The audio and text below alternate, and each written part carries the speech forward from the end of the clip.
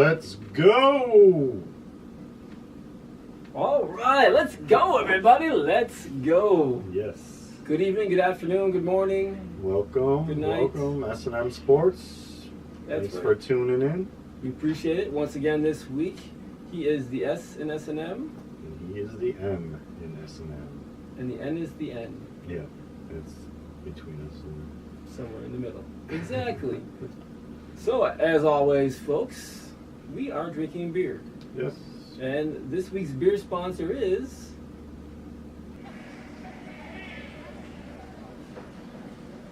Those two handsome guys. They look familiar. Uh-oh, they woke the bear.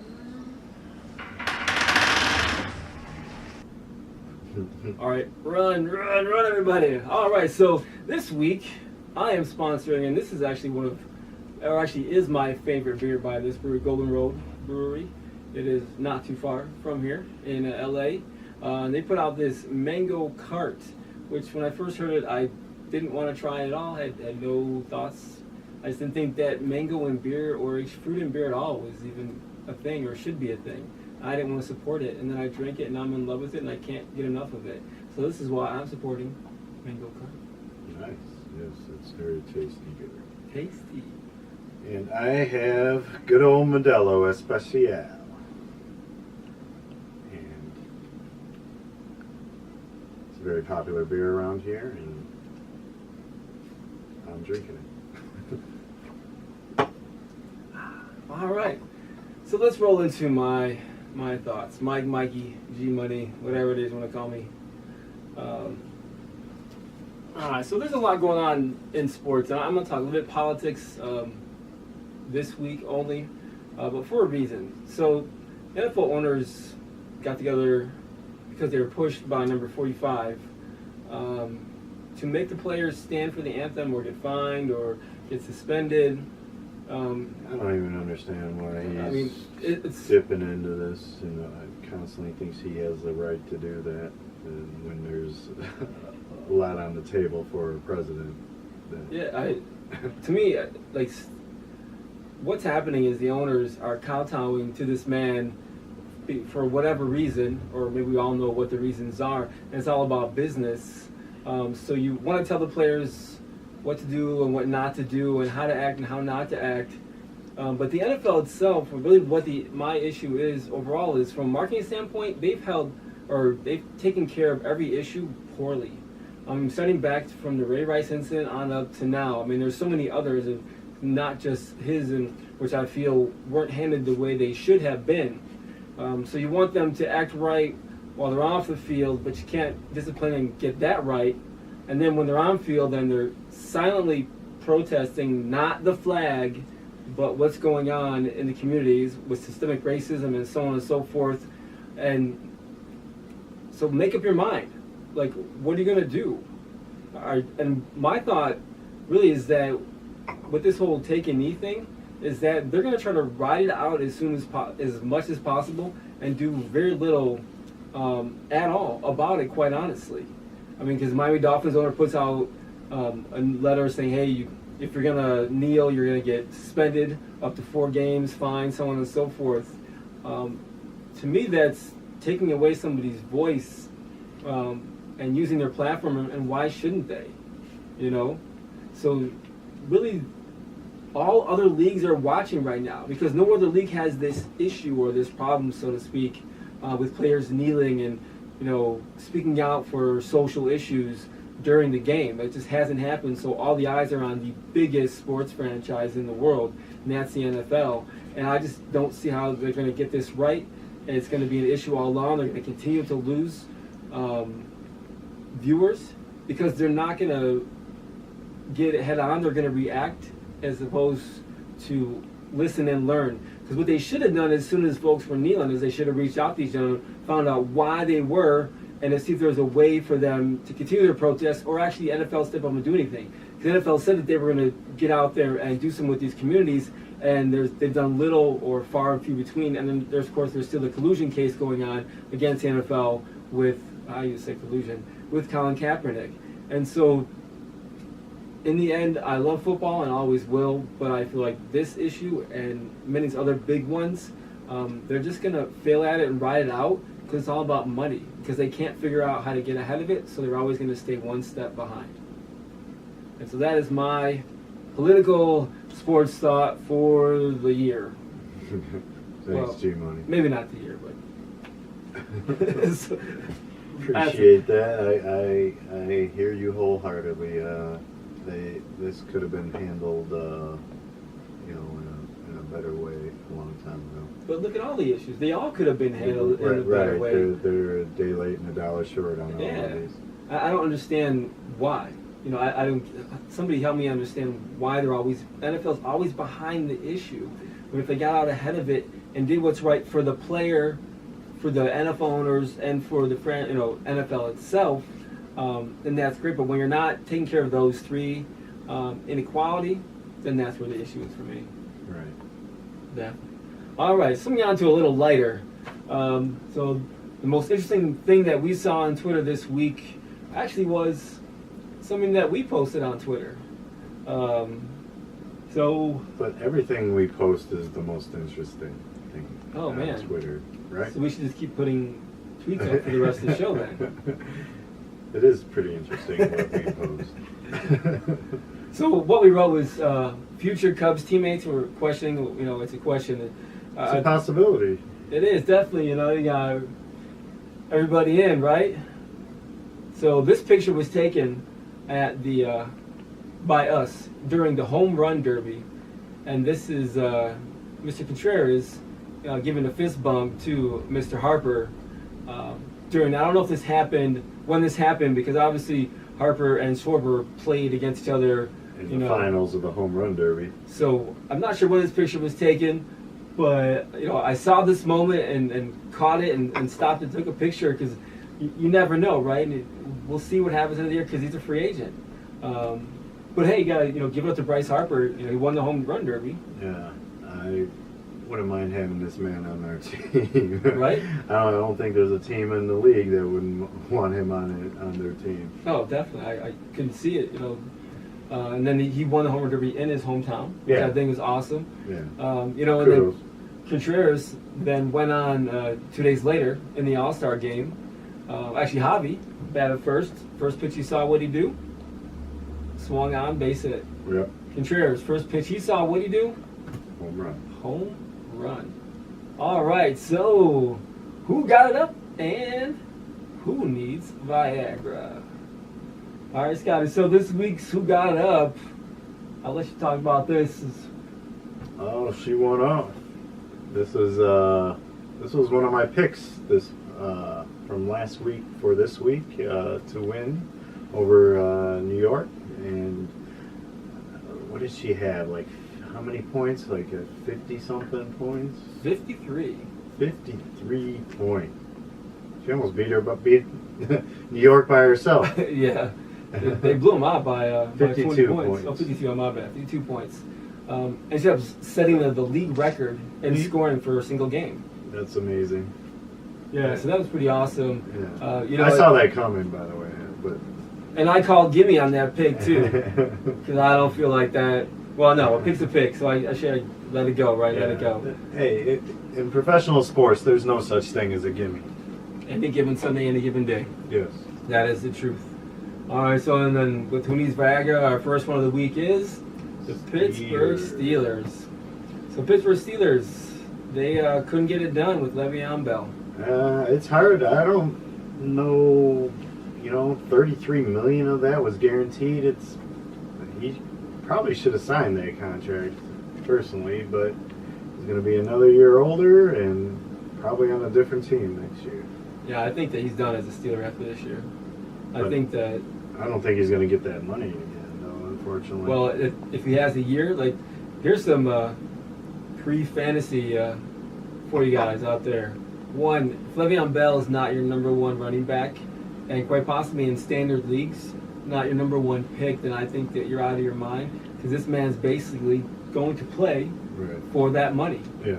And he's so pissed off that he didn't get it from his team that he wanted to be on for, the near future. Instead, he wanted to stay I don't know what he was asking for, if it was unreasonable or not, if he's going to actually get that somewhere else. Yeah, it's, you know, it's hard to see a team actually cough that up for a running back at his age. I mean, it's, running backs' careers are not long compared to a lot of the other players' very short positions. Yes. And prime is very, very short as well. The other side of that, when it comes to fantasy news, is the cover of NFL Madden was announced. Yeah. And Antonio Brown is going to grace the cover this year. Uh-oh, the curse of the Madden.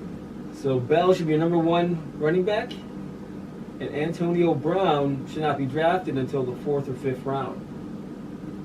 And if you can get him in the 4th or 5th round, then you're going to get a return on that draft pick, and I would take him all day. But let your buddies take him sooner while you're going after players.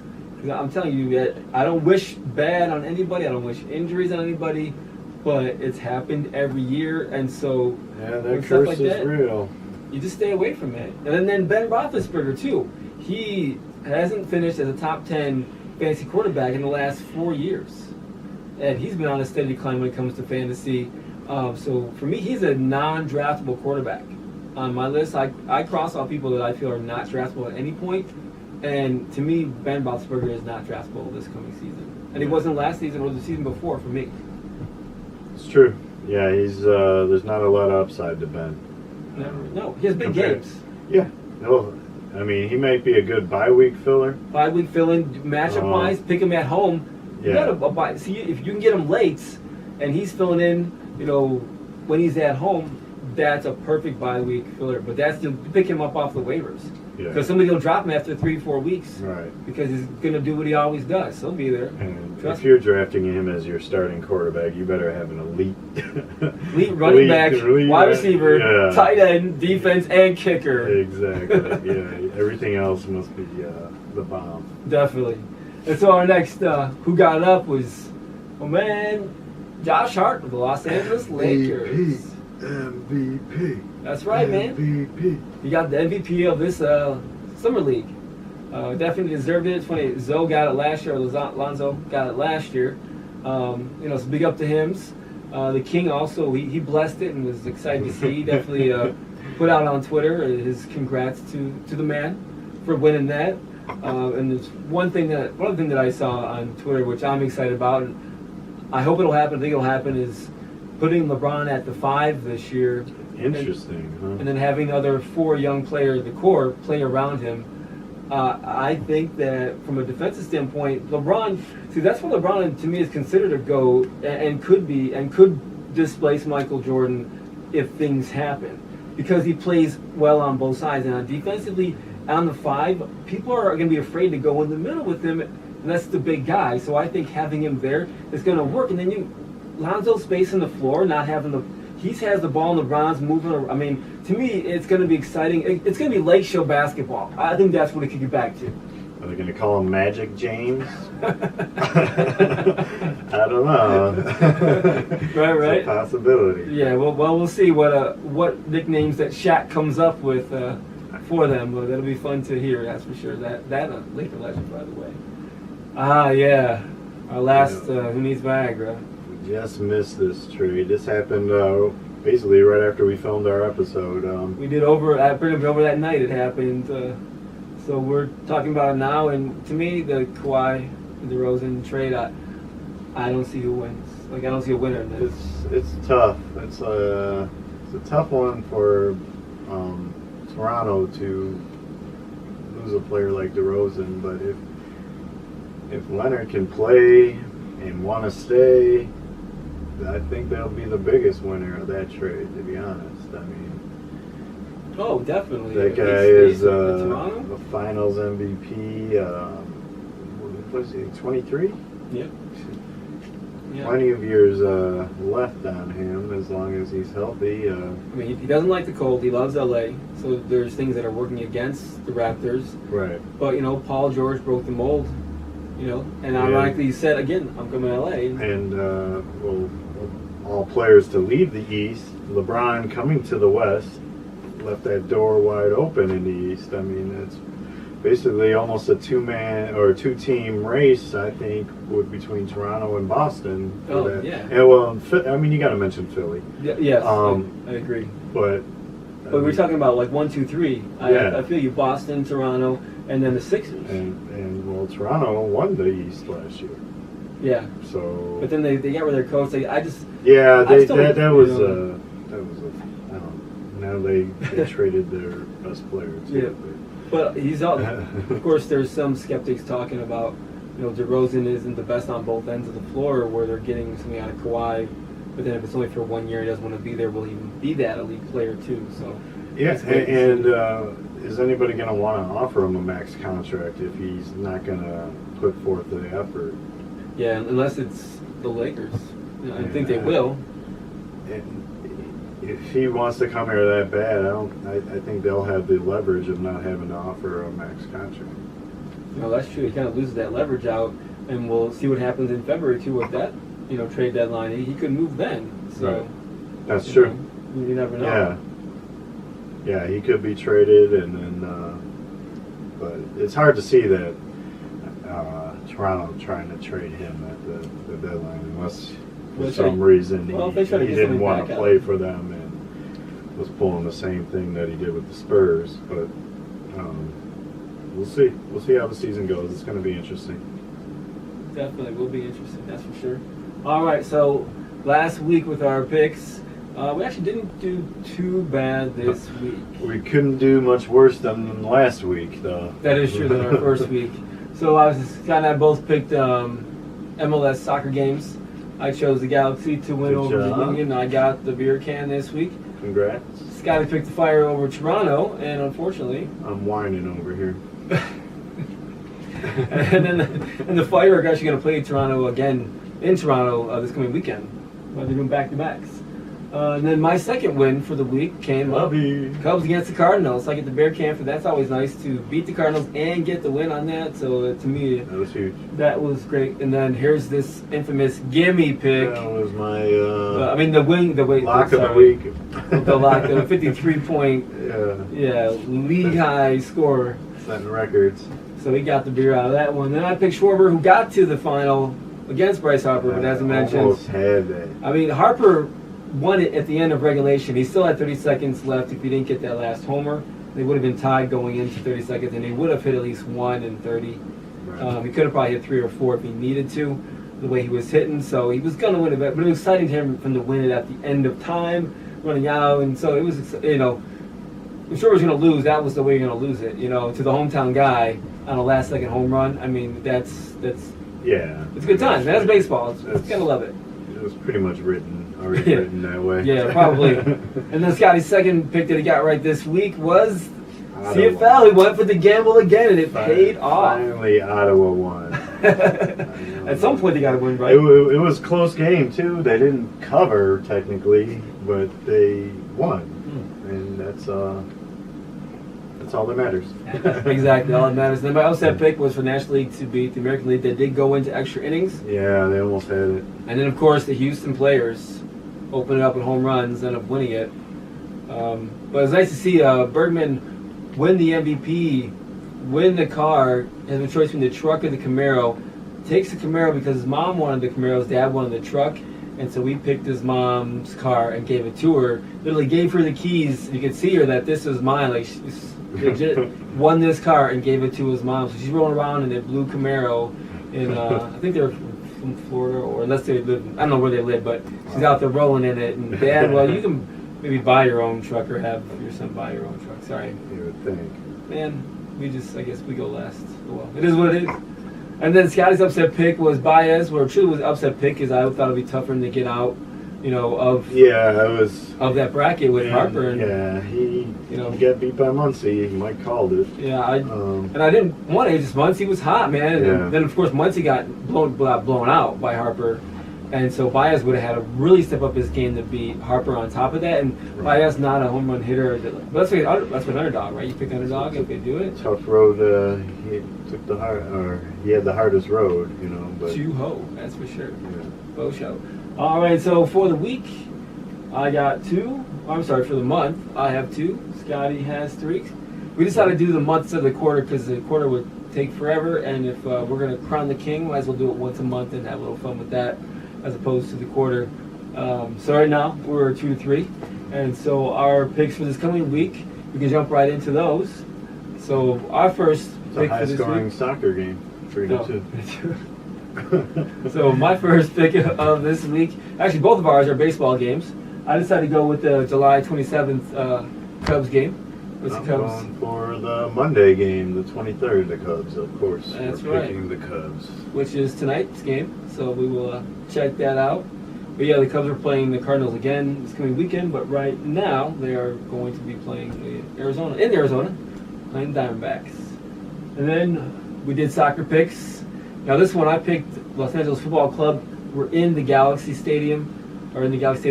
This team, I feel, is the surprise. They're the Las Vegas Knights of MLS, where it's their first year in the league, and they're playing way better than anybody thought they would from an expansion team. Really, once Chivas disbanded, they disbanded that, and this is a brand new from-scratch football club. So the way they're playing is just like the Golden Knights, and it's that exciting to watch. And I think they're going to go into the Galaxy's home stadium, and they're going to get that win. Somebody else had picked, but I feel that they're going to do it anyways. All right. And I'm going with the Red Bulls. It gives you wings. Yes. And they will fly and defeat DC United.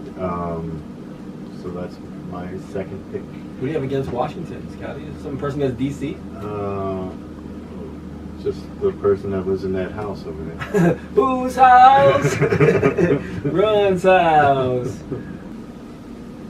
Oh. All right, the WNBA picks. Let's go. I'm going with Seattle Storm at the Indiana Fever. I think this one's one of those lock ones like I had with Dallas last week. And at least I don't see this as much of a gimme, or any of the picks for that matter. But we'll see.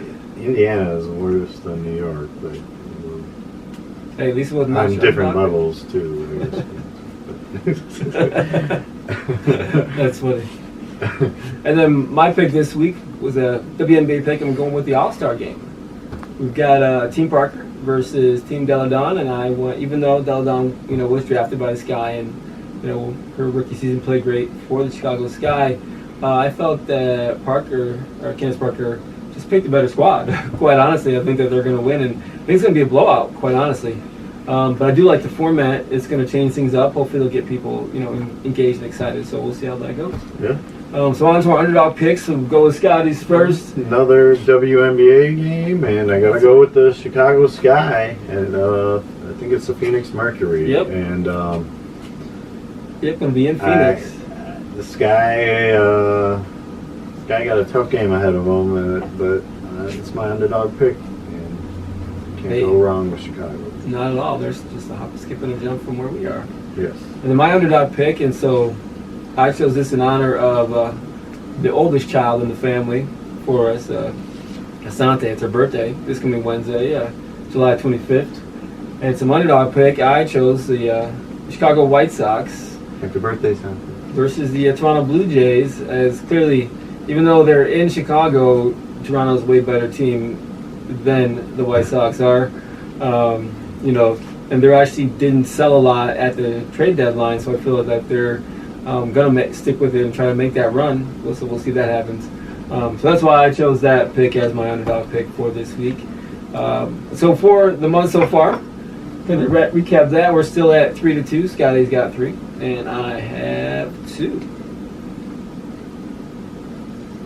All right, so we're going to go around the world in sports, and the first thing we want to talk about is golf.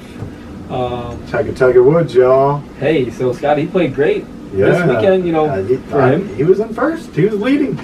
Hey, he ended up 3 back, and under 5 for the tournament. He's only 3 back off the lead. And in his press conference, I think it was after day 2, I watched that one, and you could see the confidence in him, and what he was speaking about his game with confidence, and you could see it. Where I think in the last few years you could tell when Tiger wasn't in it because he was originally he wasn't right. His body wasn't right. You could see on his face. Where this one, I thought he had a chance. So I feel like if it's not this week, it's gonna be next week or the week after. You know, we're coming up to the Open too. So it's funny. Last year at this time, Tiger was tweeting about his new pool table felt, the Oakland Raiders pool table felt, and now he almost won the Open, and it's a difference a year makes, and I think he's back. He's playing like it, that's for sure. Yeah. You know, one of the things I talk about golf, you know, is my favorite NFL analyst. By far, this guy, hands down. I mean, he analyzes the game better than John Gruden, and he was my favorite before because of the way he analyzed the game.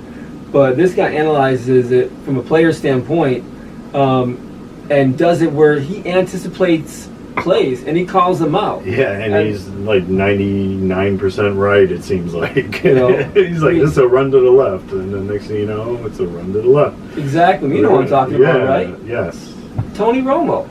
I mean, so the exciting thing for him, though, is that he's won his last 2 golf tournaments that he has gotten into. Pretty impressive golfer, too. Yep, he won an amateur tournament, and then he won the American Century Classic, which is normally the celebrity tournament. But he won that this past, or I think 2 weeks ago.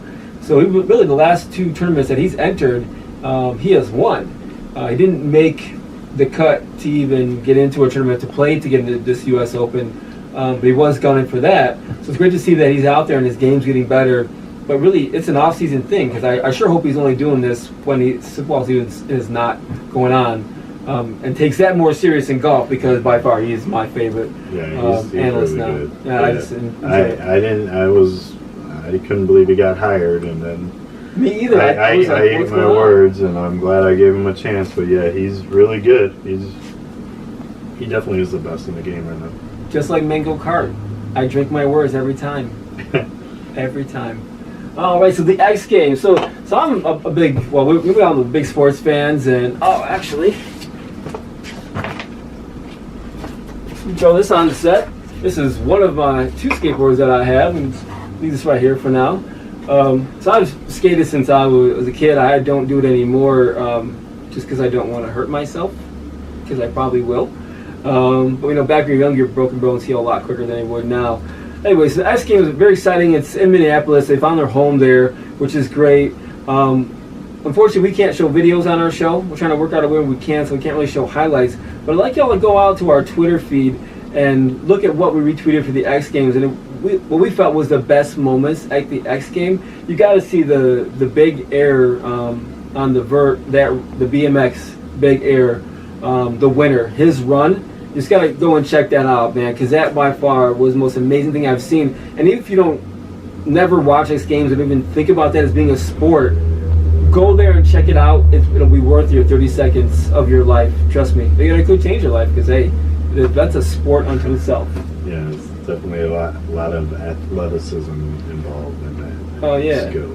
You try to flip a bike, get on a motorcycle, and flip it forward, and then land on it and drive on, and then come talk to me, okay? That happened this year, folks. A front flip on a motorcycle. So yeah, if anybody's out there talking about that this ain't a sport, well then, you know, what's football becoming? So there's that.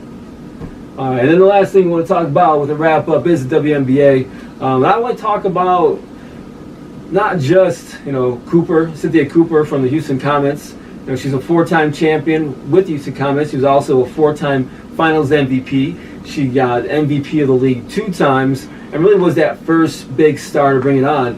But the one thing that I want to talk about, or really ask and discuss, is what's it going to get to take that league to where the NBA, the MLB, the NFL, and the NHL is getting? Because really, I feel like the WNBA is teetering behind, NHL with MLS, to get there to be as relevant as the other ones.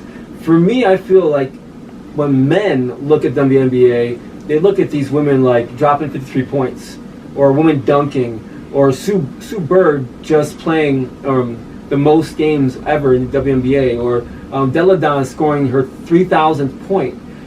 Those sound great in the context of the league, but against the NBA, that's nothing, because it's been around for so much longer. So I feel the only way that, or one of the ways we could change the league itself is to make it sexier for women and get the women out, and I think the men will follow, just because that's a contingent in sports that everybody's trying to tap into. NHL, NFL, I mean everybody, it's a market that really isn't marketed to. It is now, which is great, but it wasn't before. And I feel like the NBA really, and they do push, I'm not saying that they don't target women, but I feel like they need to express or to celebrate in a way for what it is in its infancy, because it can't compete with the NBA. I mean, it's just not going to. But the games they're scoring over 100 points a game now. You know, they're dunking. I mean, there's all the same things you'll see. It's just that it's women. You know. So, Scotty, what do you think would it take to get WNBA to that next level? That's a very good point. Is to have more women involved, which you think would be like it would go hand in hand. It's WNBA. It's women. They obviously play sports, probably play basketball themselves, either in high school or went to college to play. And I don't know what, like, you know, maybe follow the mold. Maybe and since the players aren't like as tall as the NBA players, maybe shorten the rim a little to involve more dunking. That's interesting. By maybe make it a 9.5 foot rim. But if it not, I get it to make it exciting. But if you did that, would then guys say, well, then it's not real basketball because the ball's already smaller, and that was talked about quite a bit in the beginning. Was the ball's different? Right. And I get that because women are just genetically smaller. Right. So, but do you think that would then? Yeah, you're always going to have critics. No matter what. I mean, maybe they should raise the NBA rim to 10.5 feet. Oh, right. To really show. You know, if you want to talk, let's see. Right. Well, that's a good point then, right? But I'm just saying, I don't know. That's a possibility. But I don't see it happening because then you got to do it on all levels. You know, between college and. But in college, they have the 3-point line is basically the arc by the free throw line, and then in the NBA it's stretched out. Right. So it's not like college. So the college, and this is men too. Right. You know, where the 3-point line, you know, is what 2 or 3 feet back from what it is in college. Yeah, I think and so that's why you see a lot of these college players just taking these far back jumpers and to try and prove that they can shoot NBA 3. Yep, that's true. Because that's what Steph changed the game with that. Yeah. That's for sure. So you know, I mean, look at the one league that we haven't talked about at all. You know, it's the Big Three. You know, and that league, it's interesting to see how that's played. It's you know, they have a 4-point shot, which I think is really cool. It's a half-court game. If you haven't watched it, you should really check it out. You know, Ice Cube is one of the creators of it. Back there, he's out there with every game. And it's exciting because it's former NBA players that are then coached by other former NBA players in a shortened game, and there's rules that the rules are a little different, try to make it more exciting, you know, basketball. But in itself, it's a good time. It's a sport, too. Right. Yeah. You know, just like we'll see if the XFL comes back and becomes, you know, a Big Three type thing. What is that, next year or the 2020? I think it's 20. I believe 20 is when that's, 2020. You know, so, hey, more sports is never a bad thing. You know, and I applaud Q for going out and doing it. I mean, right. You know, that's for sure. It's making money. Wouldn't do it. People like seeing that. It's exciting. You get to see plenty of stars and a lot of action. A lot of action, exciting half-court basketball, you know? Yeah. That's awesome. All right, some of my opening thoughts.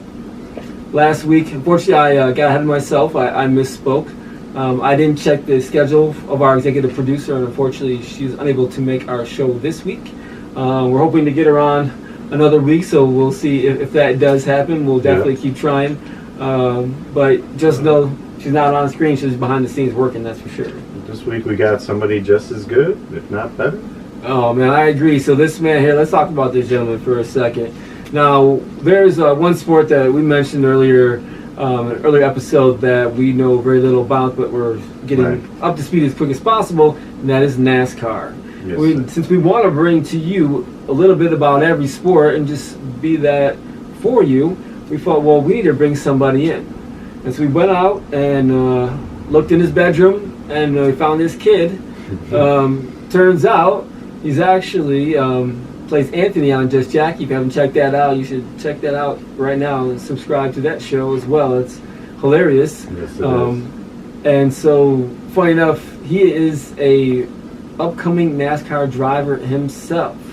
Before we get him on the stage, let's check out a little bit of his work on the screen. Yeah, Dad, let's do this. All right, folks, and so here he is. It's the one. It's the only. It's our NASCAR correspondent, Jesse Cooper. All right. Cruiser! Welcome. Wait. Let's go racing! Yeah. All right. What's up, man? Give it up. How you doing? Show some love. Welcome to the show, player. How you doing? Good, man. What is this, man? What are you drinking, man? Let me check this real quick. Is that potent? I don't know. What is this? Well, this week's alcohol sponsor for me is water. Did you get that from our fridge? Is this Sportz? Is there ice in it? Is this H2O? Do you want some?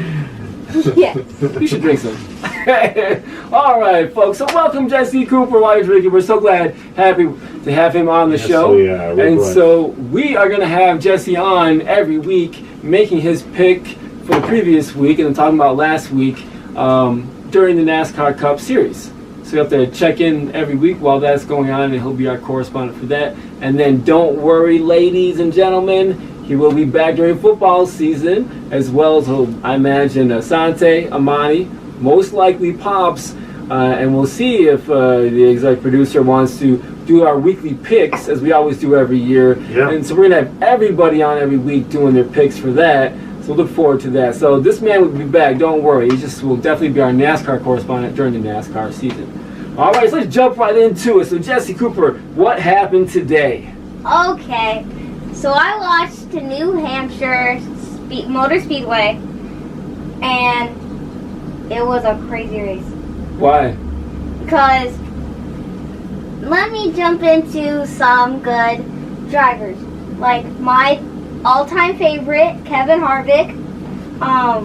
Why is he your all-time favorite? Because he wins, not just that he wins. All they do is win no matter what. Not just he wins, he makes moves to be able to win. Like a couple weeks ago, he made a move. He went on the outside of somebody. I think it was Bush. He won stage 2 by going on the outside on the last lap. Oh, I remember that. We were watching that race. Yeah. Yes, I remember that. Oh, he had a bit of great move to win that stage. He didn't win the race there, but he won that stage. Yeah. And today, he won the race by bumping Butch on the back, and then he made him move a little bit, and then he won. So Jesse, what do you think about bumping in the race? Like, obviously you're an upcoming driver, and eventually you'll be in one of those cars. So what are your thoughts about bumping? Because obviously it can be an accident, or it can be an accident. So what is your kind of, how do you view that? Well, it's a way to make sure you win, kind of. There you go. Get around people, because like you said, you gotta do what you gotta do to win. And it's no fun if you lose, so. True. All right, well, hey, that works for me. So is there anything else about this weekend that, kind of stuck out for you? Well, let me go to number 78, Martin Truex Jr. He won stage 1 today of New Hampshire. Nice. And what I think about, like, also in a car series, you gotta go on the outside, the inside, gotta pass people. 4 wide cars, and he was on the very outside and took the lead on a restart. Holy cow. That's some good. See, hey, that's why you like him, right? That's why he's one of your favorites. Obviously, Harvick is your favorite, but I know that Right, and really, Truex, he has been driving really well. I would say in the last 5 to 6 weeks. Because we have been paying attention to NASCAR to try to make sure we can keep up with this gentleman on the show. Right. And he was leading a lot of that race. Yeah, he was. At least the parts that I was watching, he was the leader. And in fantasy, laps led is a point scored. Every lap you're leading. Yeah, I think he had 50-something. He had just as many points as Harvick did. Yeah. And Harvick won the race. Yeah, so. And his race today actually changed I think it changed the way that he moved up. Mm-hmm. Oh, now he's in the top 3. Truex? Yeah. Oh, so he's top. So who's top 3 in the NASCAR Cup Series at this weekend? For driver standings, it's Kyle Busch, Kevin Harvick, then Martin Truex Jr. Then for the playoff, it's Kevin Harvick, Kyle Busch, and then Martin Truex Jr. Excellent. And So they just back kind to- of flip-flopped a little bit. yeah, back to the 3, Chase Elliott. He was in second chasing Martin. He went on the inside when they were making on like turn 3, and he went on the inside and took the lead, and then somebody else passed Martin Truex Jr. So he got in third. Oh wow! At the end for that stage or for the end of the race? 'Cause I didn't watch it today. I think for the stage he got 4th because Kevin Harvick was like, I think he was trying to get him, and then he finally got 3rd. That's what you got to do to win. Yep, and Kevin Harvick, the race he won, the standings were him, then it was Kyle, then Martin. Wait. Well, all right, Jesse. So, is there anything else from this past weekend that you want to share with us before we get on to your pick for next week? Well, last week, a lot of news. So I think since everything that happened about like all the crew stuff, all like the fans and the racing and the moves and the strategy to win, I think it's not over. It's just starting. I think people are going to be like, oh, maybe I'll do this, then I'll do that. I think they're going to plan. I think this season is about to get even more interesting because a lot of great wins, and I think like people like Kevin Harvick and Martin and Chase and like Kurt and Ryan and Joey and Danny and all those races, I think they're going to do something to change their racing career. Wow. Man, well, that's pretty bold. I like it, though. Hey, and you know what? You can be a pioneer of that and change the racing world for the better, man. Well, excellent. My first step right now to get racing, try to see if I can get Kevin Harvick's autograph. There you go. And maybe be signed up for a racing so I can actually race. See what it feels like. Even though I already have, I'll do it again. Yeah, maybe next week what we'll do is we'll show one of your races from when you were at racing camp a few weeks ago. We can put that on. Yeah. That's a great idea. Don't worry. It may look like I'm going slow, but I'm actually going pretty fast. Oh, yeah. So we'll check that out. We'll actually show you a part of one of his races last week or from a few weeks ago this coming week. Excellent. Well, thanks so much. So now, this coming weekend, what's happening? Where we're racing? Who's going to win? Well, this weekend we are racing at Pocono Speedway. Pocono? Pocono. I don't no idea what that is, but anyway. Doesn't matter. My pick for I think who's gonna win that race is I know Kyle Busch was the champion, and maybe Kirk might want to take it, but I think Kevin Harvick, because these last couple races where he wasn't the champion, he made some great moves. Like he was in second on the last lap, he went to first and won. So I think he might win. Who knows what he can do? He's got some tricks up his sleeve. Well, I like that. I like the sound of that. Well, and he's excellent. my favorite. Right, well, and you've already stated that, you know, I can understand why, though, the way he's got his flashy moves and all that. Cool. All right, man. Well, I appreciate it. Well, thanks so much to Jesse Cooper coming on. Look for him every week. He is our official NASCAR correspondent for SNM Sportz. We're bringing you all the news on a weekly basis, as well as a review from the previous week, and then look forward to the next week. during the NASCAR Cup Series. And then, folks, don't worry, he'll be back for football season as well, doing his picks like the rest of us, including Amani, Asante, Granddaddy, and maybe our executive producer. So we'll see how that goes. So he'll definitely be back with us. Definitely, you do. Excellent. Well, thank you so much, Jesse Cooper. And now it's time for Scotty's final thoughts.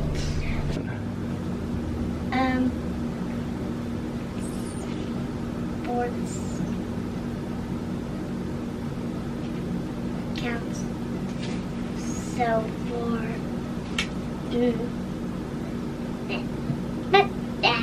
bye. I'm kicking off my shoes. How are you? Good. Hello, sports.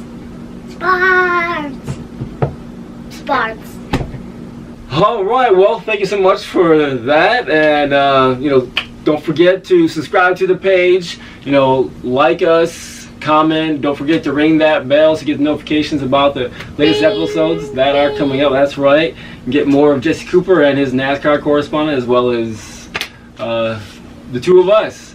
So thanks once again for checking in on us. Like I said, like, subscribe, share, and tell a friend. I'll be back for football season and for the next episode. And see me on Just Jackie and the upcoming channel I'm making. There you go. All right, folks. Well, that's it for this week. So, Jesse Cooper. Well, I got one more thing to say. What's that? Boogie, boogie, boogie. Let's go back to racing. And cut. That was perfect.